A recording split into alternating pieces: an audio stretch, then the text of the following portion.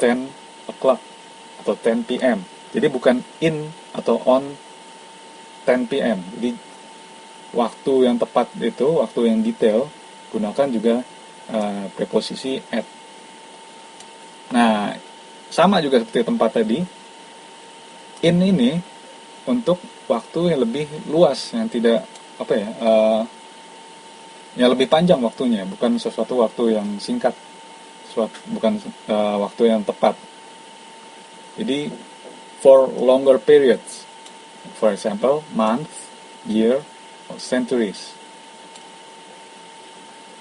Kemudian untuk on itu digunakan pada waktu atau tanggal. Tapi bedanya dengan tempat tadi, ini tidak bisa dibalik-balik seperti tempat tadi, tergantung kalimatnya kan, tergantung apa yang kita maksud. Kalau untuk waktu sudah fix, harus digunakan seperti ini. Jadi contohnya berikut. In itu selalu dipakai pada bulan, tahun, atau musim, winter, atau tahun, atau bulan, atau tadi ada abad. Nah, itu gunakan in. Tidak bisa ditukar, misalnya in 9 o'clock, misalnya she goes to bed, kita pakai in di sini tidak tepat. Jadi bedanya preposisi waktu dengan preposisi tempat. Kalau tempat masih tergantung kalimatnya, sedangkan kalau waktu tidak boleh tertukar. In itu digunakan untuk bulan, tahun, musim, abad, sesuatu yang panjang, suatu waktu yang panjang. At itu adalah waktu yang tepat. Bisa kita gunakan dengan jam, at 9 o'clock misalnya.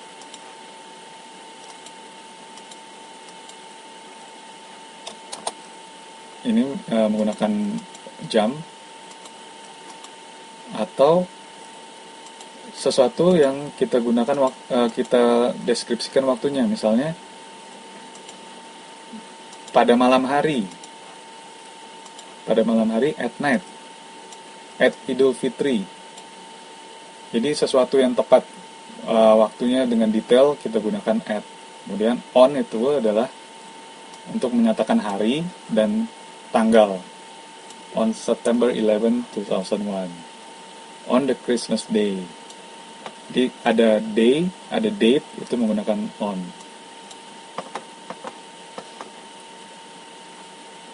Okay, let's move on to next slide.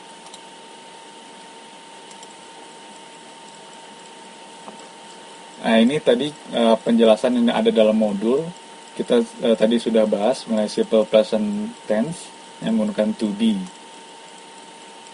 Ini untuk reminder saja, untuk mengingatkan. Jadi ada am, is, are. Kemudian untuk bentuk negatifnya menggunakan not. Itu selalu dihubungkan dengan adjective, adverb, atau noun. Bukan kata kerja. Jadi kata benda, kata sifat, atau adjektif, kata keterangan. Dan ini tadi kita sudah bahas, untuk pertanyaannya to be-nya di depan. Nah, ini mudah-mudahan tidak ada masalah, no problem with this. Nah, ini yang simple present tense, tapi menggunakan verb. Tadi juga kita sudah bahas, untuk kata tanyanya menggunakan do atau does. Kemudian kalau kata negatifnya, kalimat negatifnya menggunakan not, do not, atau does not. Dan untuk kalimat positifnya langsung menggunakan verb. Tapi kalau untuk he, she, or it menggunakan, jangan lupa menambahkan s. Ini yang mungkin juga sering terlupa dalam penulisan. Ada s di belakang verbnya. Nah, ini kita sudah hampir sampai di akhir modul. Jadi ada 3 poin tadi di depan yang saya sampaikan. There are 3 points that we have to accomplish in this module. Pertama, Anda diminta untuk dapat mendeskripsikan tempat tinggal Anda. Jadi nanti dalam latihan homeworknya ada tiga poin juga. Saya kasih contoh di sini. Describe where you live. Jadi Anda diminta untuk dapat mendeskripsikan tempat tinggal Anda. Dalam contoh di buku itu ada detail sekali, malah dia gambar ada denah rumahnya, kemudian diceritakan dengan denah rumahnya. Tapi di homework nanti tidak perlu sedetail itu, yang penting jelas. Contohnya ini saya gambarkan tempat tinggal saya. Jadi I live in Bogor, West Java, Indonesia. Ini kalau mau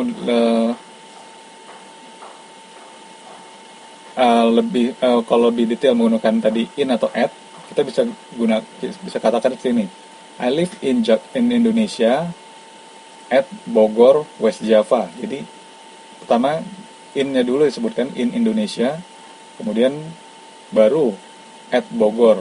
Tapi karena ini saya menyatakan ini dalam satu kesatuan, Bogor, West Java, Indonesia, maka in-nya saya letakkan di depan. Ini adalah satu kesatuan tempat yang luas dan tidak detail. Baru detailnya saya jelaskan berikutnya. My house is located at. At-nya ada di sini. Jadi at ini untuk menyatakan detailnya. Kemudian ada kata petunjuk, near, itu dekat. Tapi kita tidak bisa menggunakan next to.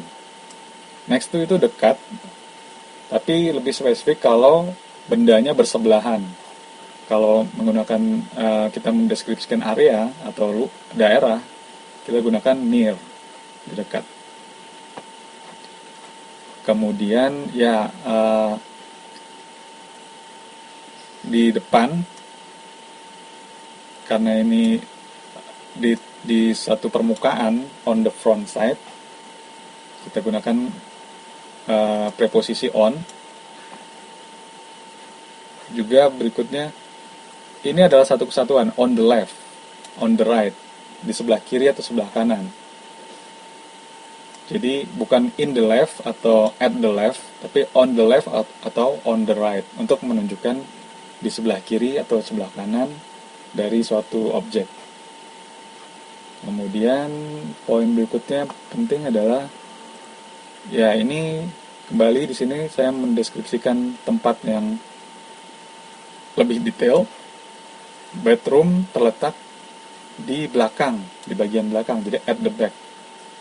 Dan yang lebih ruangan yang lebih kecil ada di bagian depan, at the front side. Nah, di sini penggunaan in, at, on-nya harus jelas. Jadi dalam tugas tidak perlu panjang-panjang, yang penting bisa menggunakan in, at, dan on dalam mendeskripsikan tempat tinggal. Kemudian, nah ini yang juga masih menggunakan mungkin preposisi tempat, tapi ini lebih detail untuk menunjukkan direction, menunjukkan arah. Kalau kita mau ke, ini contoh yang saya sampaikan untuk ke NTUST, mungkin kemarin waktu orientasi sudah merasakan jalan ini. Jadi ke dalam menunjukkan jalan, kita biasanya menyebutkan suatu tempat awal. Jadi awalnya dari mana? From Taipei Main Station, mau menuju NTUST. Jadi dalam menyebutkan direction harus menyebutkan tempat awalnya, kemudian tujuannya kemana? From what to where? From where to where? Kalau belum tahu Taipei boleh nanti oke. Kalau misalnya